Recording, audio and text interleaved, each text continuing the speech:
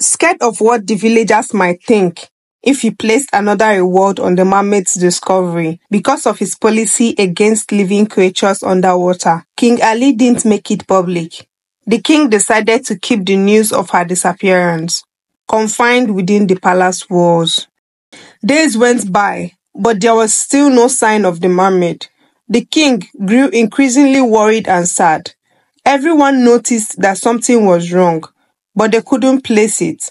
Only those in the palace knew what was truly wrong with the king. One fateful day, while the king was in his chambers, a peculiar thing happened. The pockets in his garments began to emit a radiant glow and blink incessantly. Instantly, his heart started racing, just as it used to whenever the mermaid sang her enchanting song. Perplexed, he reached into his pocket and retrieved a shimmering object, a scale from the mermaid's tail. She had put it inside his clothes when they were discussing on one of his visits to the dungeon. Immediately he saw it, he remembered the day she put it inside his pocket. He decided to follow the shining object's trail. Guided by the radiant object, the king kept walking and walking. He walked a very long distance before he eventually discovered the mermaid's location. When he got to the dungeon, he was overwhelmed with joy, and as he approached her, ready to embrace her again. But before he could reach her, a sudden blow to his head from a hefty stick sent him tumbling to the ground. He fell and started bleeding, and a few minutes later, he became unconscious. When he regained consciousness, he noticed his hands and legs were tied, and he was in the same dungeon with Zainab. He tried asking what had happened, and Zainab told him that Haruna plotted everything with the help of his brother Musa, who was one of the palace guards. Shocked, the king asked, "Why would he want to kidnap you and cause harm to me?" And the mermaid proceeded to recount the tale of Haruna.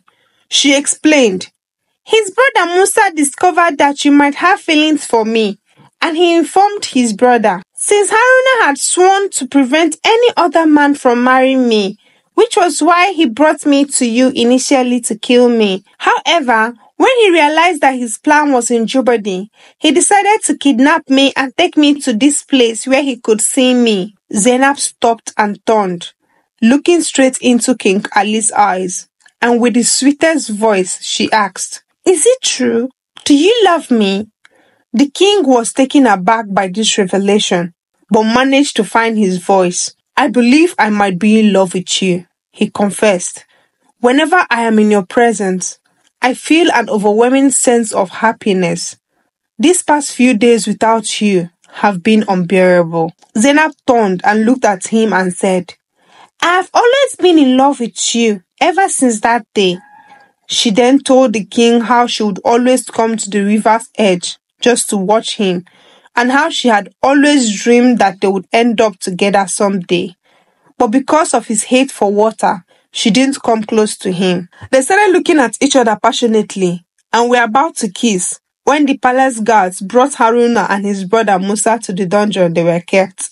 "Your Highness," one of the guards said, "the village drunkard informed us immediately he saw Haruna hit you with a stick." The king became furious. Looking at the guards, he asked, how was he able to kidnap her without anyone's knowledge? Because he couldn't understand how only two men were able to plot all this without a trace. "My king, Musa drugged our food that night, and that was why we were all asleep when you came looking for the mermaid," one of the guards said defensively. "Return her to the palace dungeon immediately," the king ordered. Zainab felt a pang of sadness at the thought of being imprisoned rather than being taken to one of the king's quarters, but she remained silent as they left. Haruna and Musa were taken to the palace prison. The guards hit Haruna and Musa so hard for attempting to kill the king and for making them look incompetent in the presence of the king. The king retired to his chambers and was thinking deeply about what to do about the case at hand. It was obvious he had fallen in love with the mermaid, but he made a rule that forbids anyone from having anything to do with any living creature underwater. He was pained that his policy had turned to haunt him. Now he understood why some of the villagers hated him for making such rules. He thought to himself, he didn't want to look weak in the eyes of his subjects, but he also didn't want to let the only woman he had ever fallen in love with slip through his fingers. Despite his affection for her, he knew he had to release her to abide by his decree. But what would the villagers say if they heard that he didn't kill the mermaid? He thought. The dilemma weighed heavily on him as he pondered throughout the night. Torn between his love and his duty as a ruler, he kept thinking about what to do about the situation till he fell asleep. While he was still sleeping, he awoke to the sound of people shouting outside. He dashed out to meet a group of villagers demanding the release of Haruna and Musa, as well as the mermaid. Before his arrest, Haruna had already met with different villagers and told them about the mermaid and the king's affair, and he convinced them never to allow the king to change the policy he made, urging them to stand firm. Free the mermaid, free Haruna, free the mermaid, free Haruna, free the mermaid, free Haruna. Their voices echoed until the king intervened. There is no need for this, my people, the king said. They will be released immediately. He instructed his guards to set Haruna and Musa free and return the mermaid to the river. Even though the king wasn't happy she was leaving, he was still happy that the villagers asked for her release and not for her death. King Ali, a man of peace, sacrificed his love to maintain harmony in his kingdom. He knew who Haruna was, and he was very certain that he would cause more trouble than this if he didn't agree to the villagers' demands. A week after the mermaid was taken back to the river, the king couldn't eat or drink. He was very sad. After his release, Haruna went to the river and began singing the same song for the mermaid to come out, but she didn't come out. He kept trying for days, but there was no sign of the mermaid, so he gave up. A month later, the villagers went about their daily lives. Yet, the king's longing for the mermaid persisted, and he decided to go to the river. When he got to the river, there was no trace of Zainab the mermaid. Looking blankly at the river with no sign of the mermaid, he thought to himself, I am an ugly king and no woman wants to marry me. My parents are dead and I don't have any siblings. There is no point living without a purpose. After thinking to himself, he jumped into the river and immediately he started drowning and lost consciousness. This time, there was no God to save him. As he drifted into unconsciousness, a voice called his name, and upon awakening, he beheld Zainab, now with legs instead of a tail. The king's eyes flustered open as he heard her voice. My king, are you awake? She asked anxiously. He blinked, trying to gather his bearings, and inquired about what had happened. And with a trembling voice, she began her tale. I am Princess Zainab from the Duse kingdom. The day you almost drowned when we were younger, I went to the river to swim too. After pleading with the river goddess, she told me that the only way I could regain my legs was if someone who truly loved me made a sacrifice.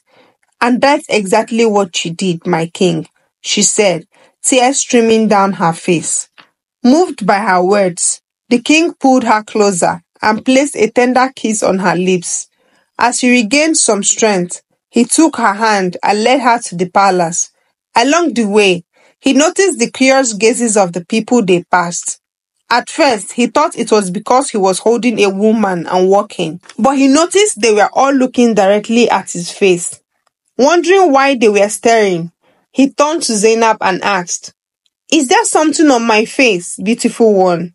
She smiled and replied, Your handsomeness has returned, your highness. The king's heart swelled with joy. Upon reaching the palace, he instructed the maids to pamper Zainab, bathing, feeding and dressing her like a queen.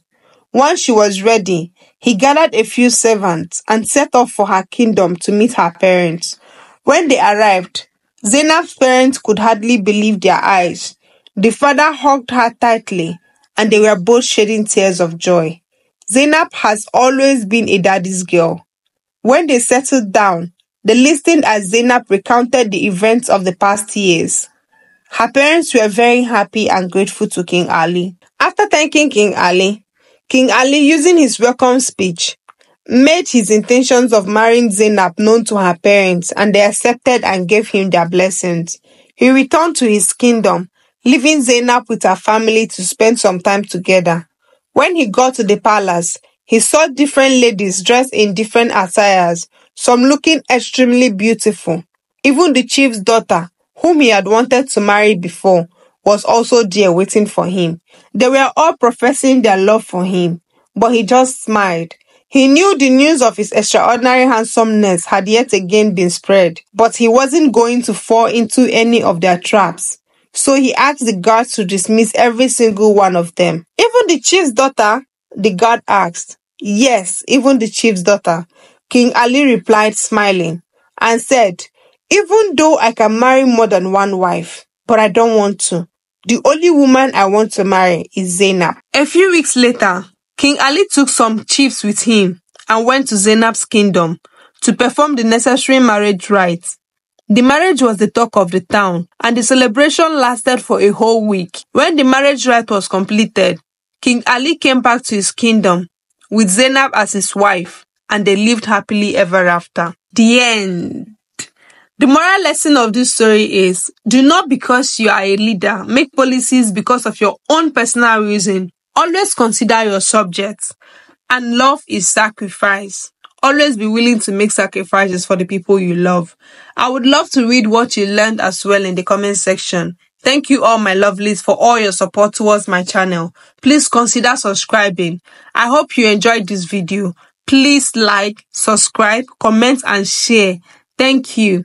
Always be kind, and I wish you all love. See you in my next video. Bye.